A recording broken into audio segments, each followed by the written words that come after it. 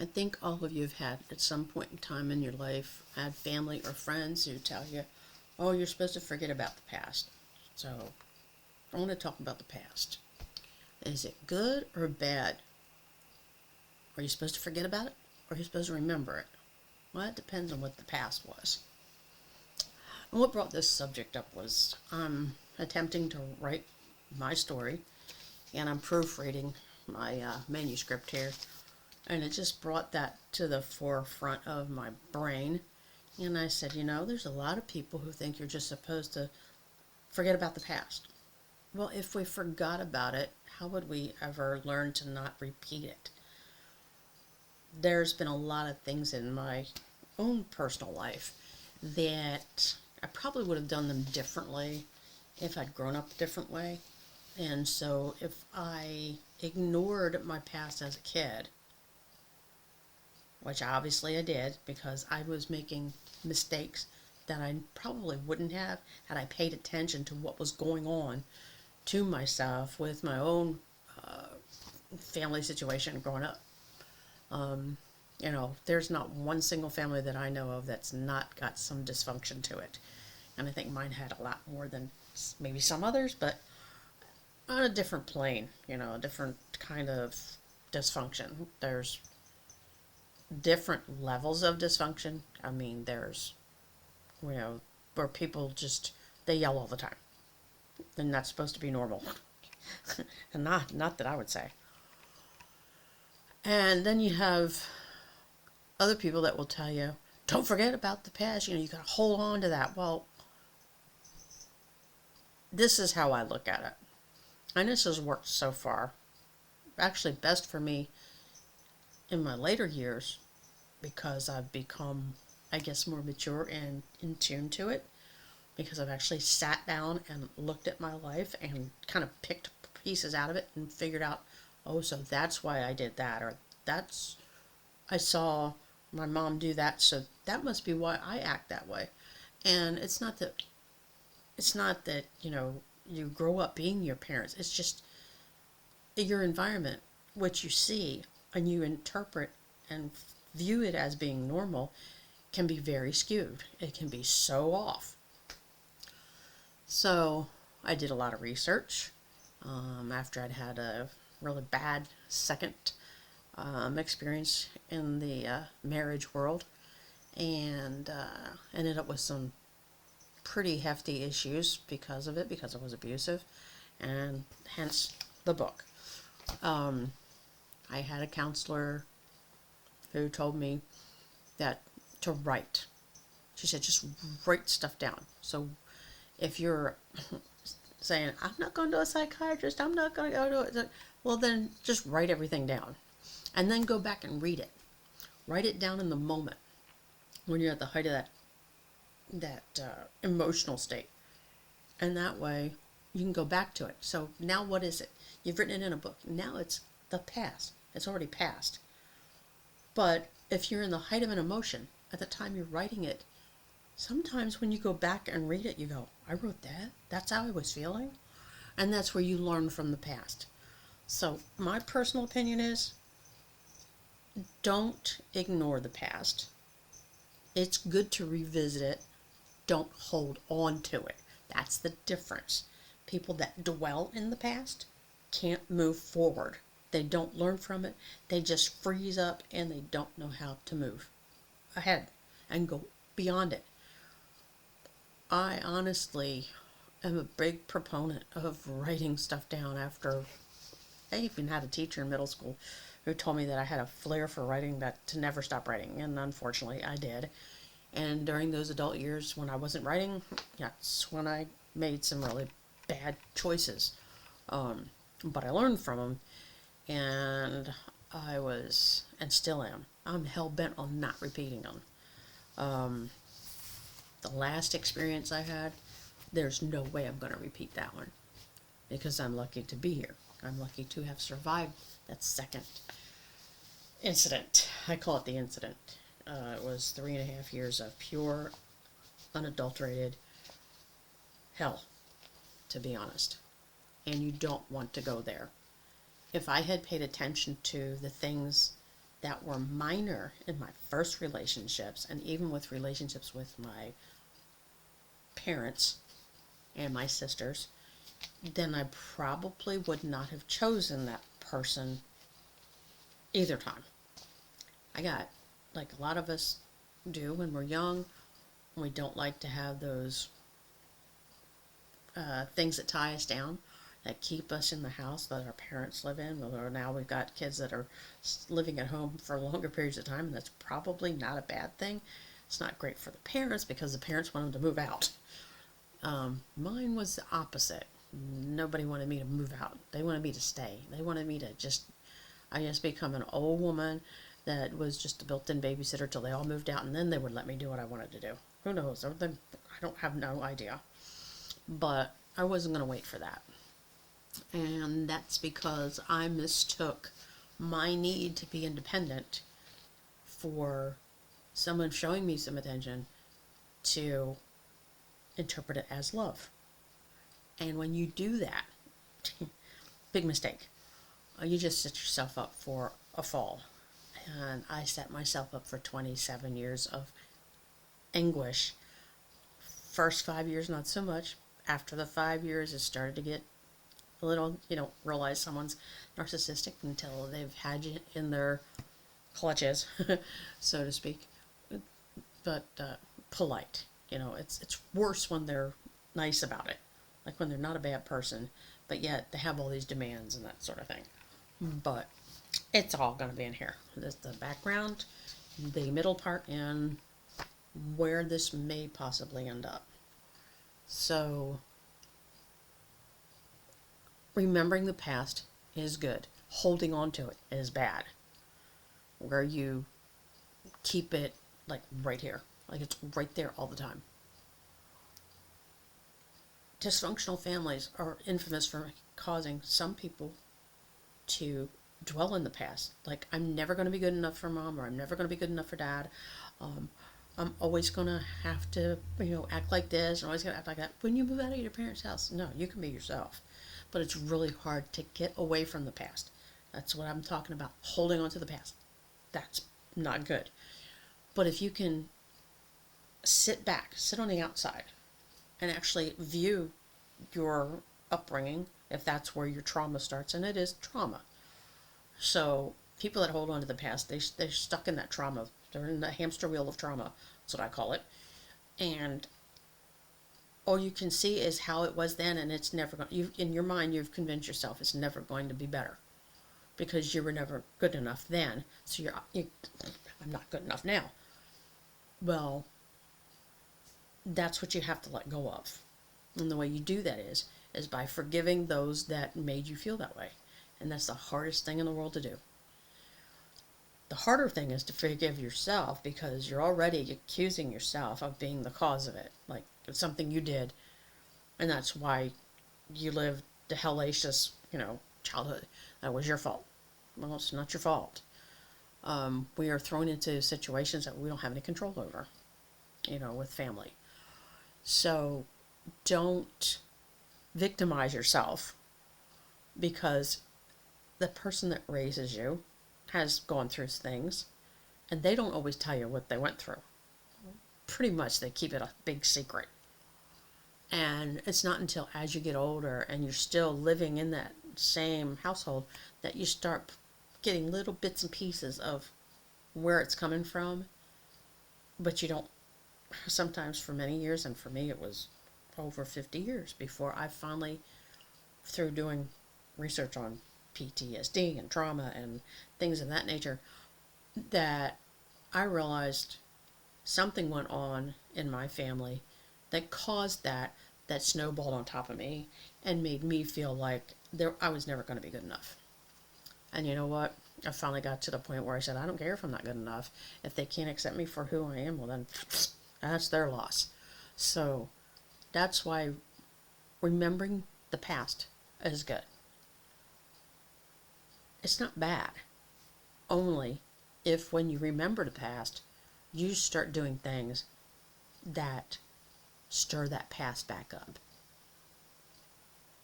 you felt you were done wrong by a family member, and all of a sudden you start thinking about that. Say it's your birthday and you remember, you didn't get anything from this person and you want to get even. No. He's like, I remember they never did. That's when you let the past go. You gotta let it go.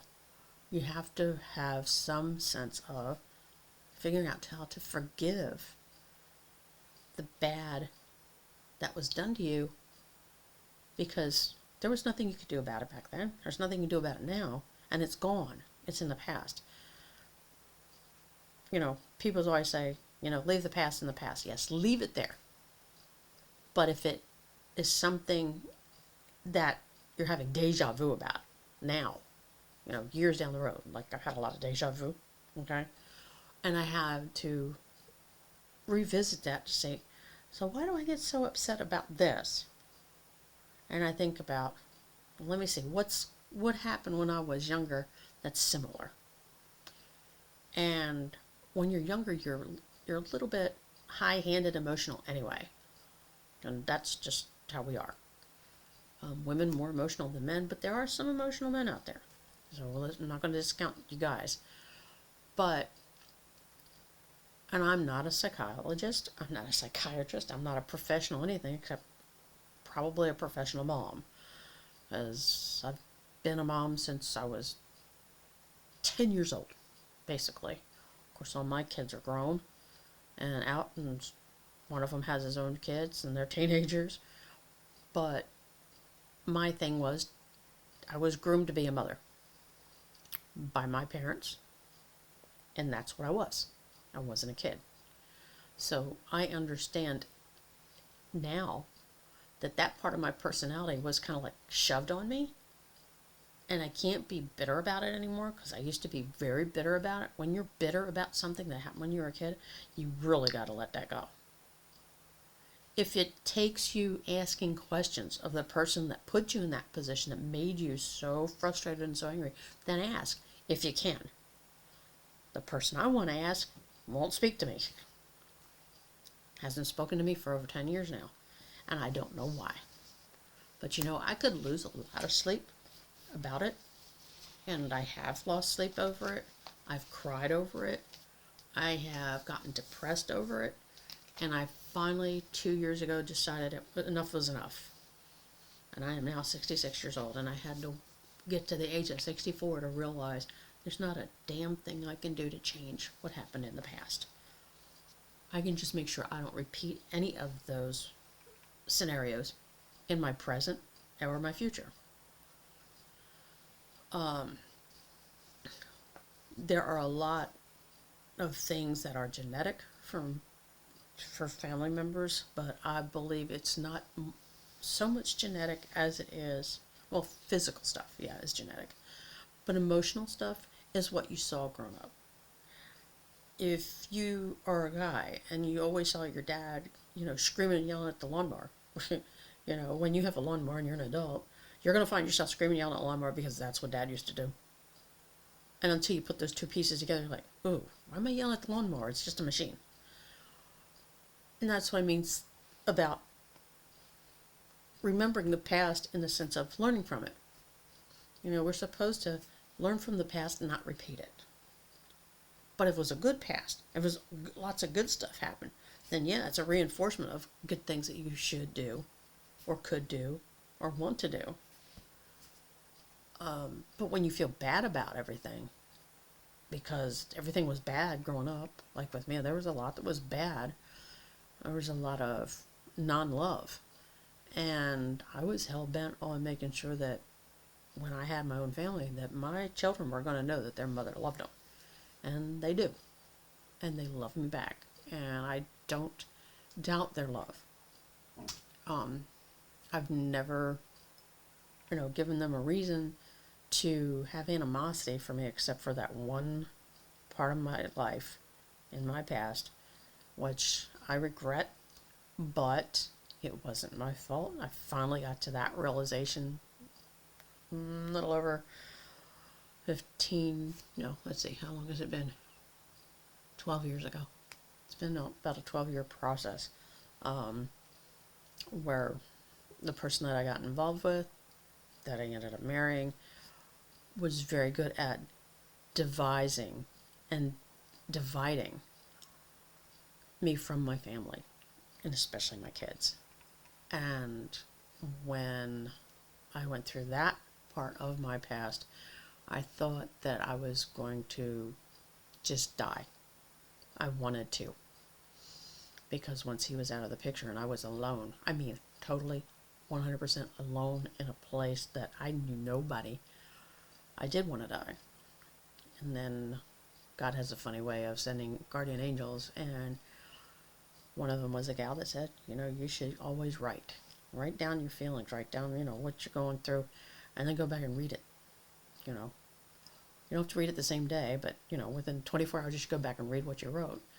And so now I'm going through this manuscript that's not quite finished, but it's getting there. I mean, you can see it's pretty thick, but this is a good therapy to get beyond stuff from the past and to learn from and to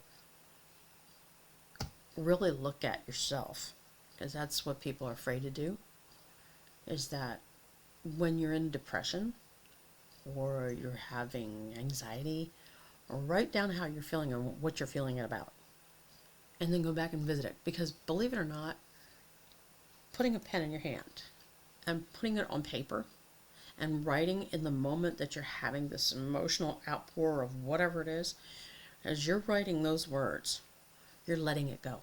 Did you know that? That's why therapists, that's why counselors always tell you, write down what you're feeling. Journal, journal, journal, journal. You hear that, and a lot of people say, I don't like to journal. But you have no idea the power of journaling. I do. This is going to be a bestseller. To look at me, you would not believe the things that I have experienced.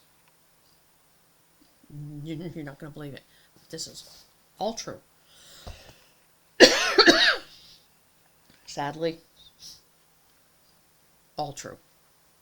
But the thing with this is that in everything that we all go through, and a lot of people will say, well, God's not in it.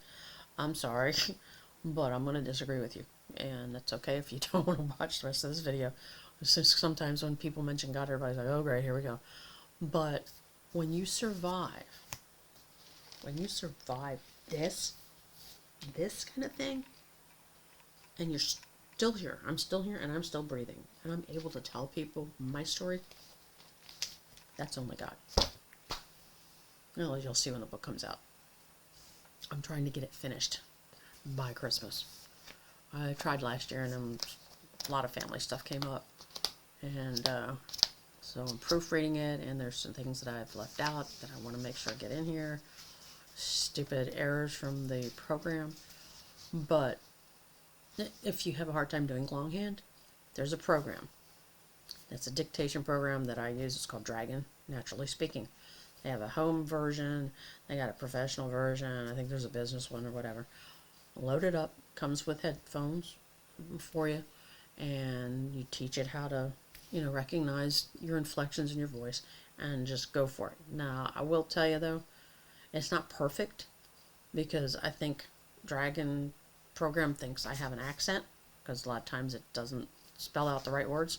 I have to go back and correct it, manually correct it. But that's the least of my problems, because I got over 97 pages sitting here where it did all the work. Because I can't sit and do longhand. If you can do longhand, go for it.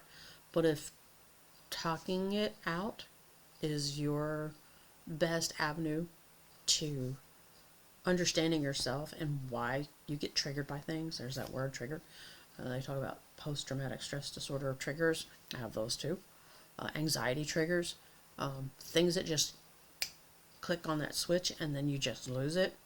And you want to understand why it does that. Then use the Dragon program and just like blurt your guts out to your computer. It'd be like talking to yourself, but who cares?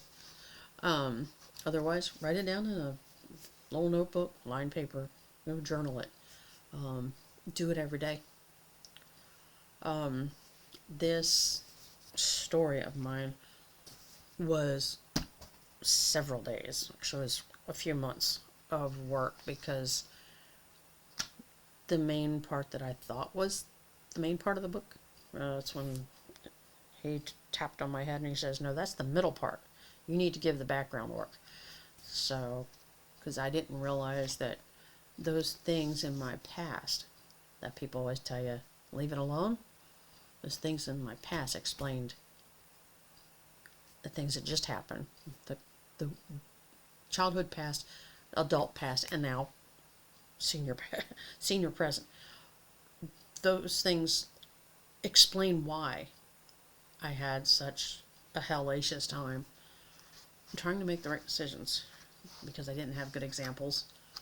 I had one, and he wasn't even perfect, and I miss him.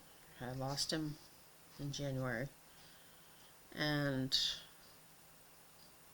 you only get one father, and there were things that I learned about him that I didn't know, and bittersweet, but he was my hero. He saved my life. So don't be afraid to remember the past. A lot of people don't want to remember it. There's things about my past that I don't remember, and I don't know why. Have you ever had family members say to you, "Oh, well, you remember when you used to do da da da da, and you fell down the stairs, and then when you got up, you started laughing, and then you kicked the dog." And you look at them like, "What are you talking about?" "Oh, that was me." I've had so many family members say stuff like, "Well, you remember you were at such and such house and we did this." I go, no. Then they start looking at you weird, like you got to be crazy. You have to remember that. If I was 10 or 11 years old, I don't, you know, I have 2 years of blank slate up here. 2 years, I couldn't tell you where I slept, if I had birthdays or not. I'm sure I did, because you get 2 years older. Christmas, Thanksgiving, don't remember any of it for 2 whole years. It's like one day the door shut, and then 2 years later it opened back up. And that's a scary thing. Now, it could be God's way of protecting me, protecting my mindset. He doesn't want me to know what happened. I have some inklings. I could actually put them in this book as fiction, but I don't know if it was fiction or not.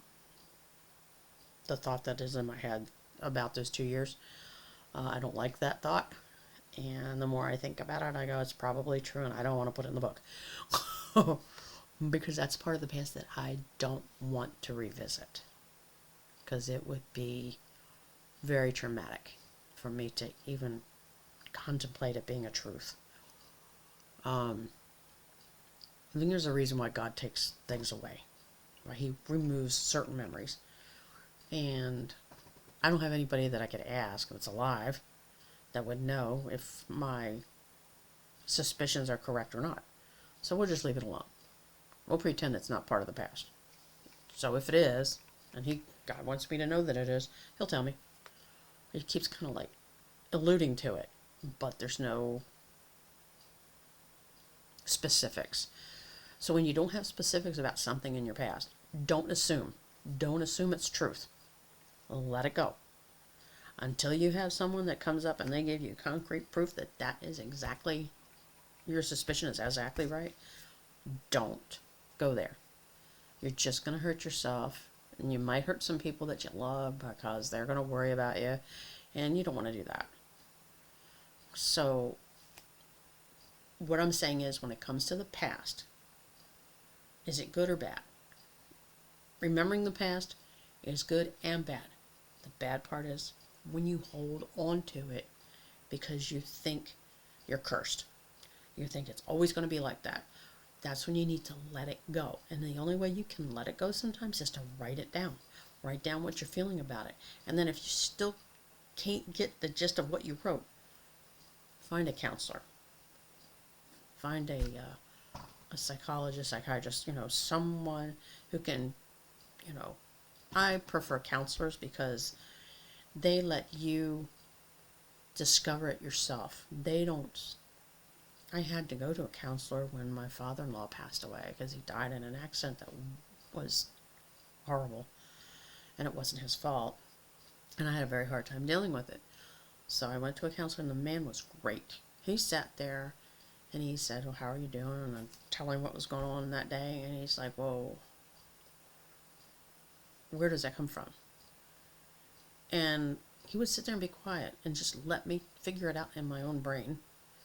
And when I'd hit an epiphany, he goes, that makes sense. He never put any ideas in my head. It was already there. He allowed me to pull it out.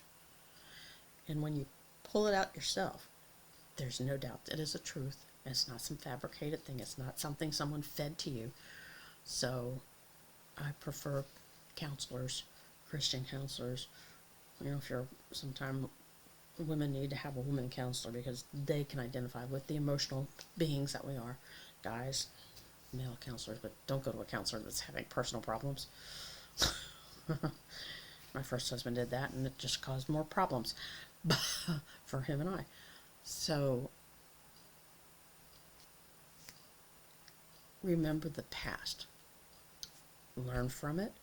You can't change it. There's no way you can change it. The past occurred the way it did because God wanted you to learn something from it, to grow something from it, to help you help someone else who might be going through a similar situation now that is their present and your past that could correlate. You never know why your past is what it is until you mature and start realizing that it's gone now. But if there's something in there that you can use to help someone else, that's why it happened. That's my interpretation. That's how I look at it.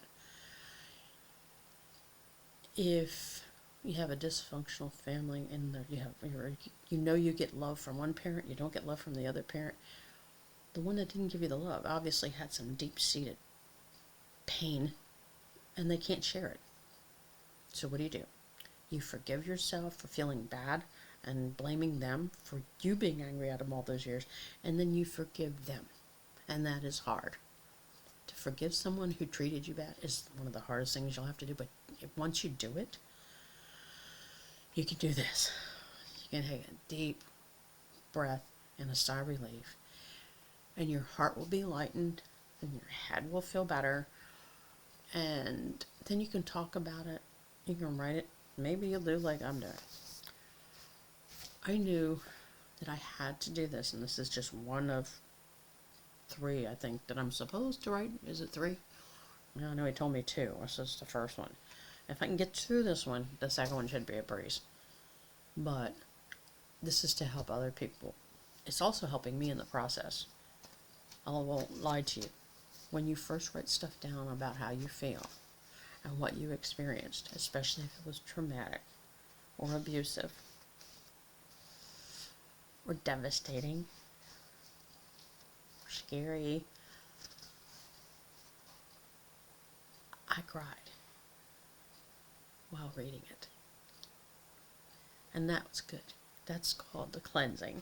When you write something down in that emotional state, it's cleansing. Because once you get those tears out, then you know that it is the past. It's not today. What I wrote here so far is done and gone. And I can read it now without, well, there's a few parts where I still tear up. But there's still parts where you kind of get mad. But if this helps someone to be more in tune and alert to how to avoid or how to deal with situations that could be traumatic or damaging, then it's worth it. If this helps one person, it's worth it. Writing down your thoughts and your emotions and what you're going through is your self-therapy, and it is helping you, because the one person that's the most important to you is you, not your family, not your kids, not your parents. You are the most important thing. And when you realize that writing this down is helping you to make you a better, more well-rounded person, a whole person, then you'll do it. I cannot stress it enough. I can't wait to see how this potentially will touch lives, because there's some horrific stuff and I'm still here. So when you write things down, you don't dwell in it. You don't dwell in the past. You're letting it go by just putting it on paper, and then you can put it away, read it, and put it away. If you feel like you need to read it again, read it again. But don't dwell in it. Learn from it. If you need to, I've actually had a couple of people read a couple pages of this to see if they think, what they think of it, and get honest opinions. And if you're not afraid to share it with a friend, not family. If you're going to journal, my advice is share it with a friend. Friends are not as judgmental. That's why they're called your friends, right? So, if you have any questions about why I feel this way and why I am promoting that the past is actually good, just ask me. Put something in the comments. I'll be more than happy to give you my take on it. Like I said, I'm not a psychiatrist, psychologist. I'm not a professional anything except a semi-professional mom. And I have a lot of friends who value things that I've enlightened them to. I don't know if it's a gift. I just know that a lot of times I put people at ease with what God tells me to say. And I always go to Him first and tell Him, before I give anybody advice, I go, okay, this is the situation, what should I say? And it's all coming from Him, not from me, well, kind of from me. But when this comes, when it's finished, which, like I said, I'm aiming for Christmas, if not a lot sooner. I've got about 27,000 words yet to go. And I will let you know. I'll give you the title and where you can get it if you want to read it. So keep your head in today. Only use the past if it helps today. And don't stay in the past. Live for today. That's my advice. God loves you, and so do I. And that's why I'm here. So let's talk. And always, let's get real.